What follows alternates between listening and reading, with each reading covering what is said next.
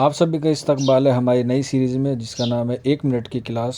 اور آج کی کلاس میں ہم لوگ جانیں گے کہ غالب نے اپنا تخلص اسد کیوں ترک کر دیا تھا۔ تو آپ کو پتہ ہوگا کہ غالب کے زمانے میں غالب جو ہے وہ 2 تخلص رکھتے تھے، ایک اردو میں اور ایک فارسی میں۔ اردو میں ان کا تخلص جو ہے وہ اسد تھا اور فارسی میں غالب تھا۔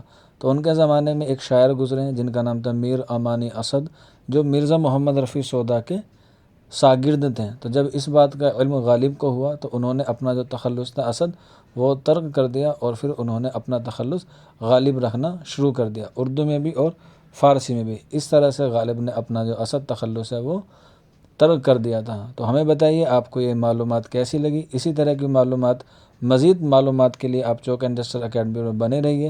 آپ کو 1 منٹ والی کلاس میں اسی طرح کے اہم معلومات آپ کو فراہم کرائی جائے گی۔ تو ملتے ہیں آپ لوگوں سے جلدی نیکسٹ 1 منٹ کی کلاس میں۔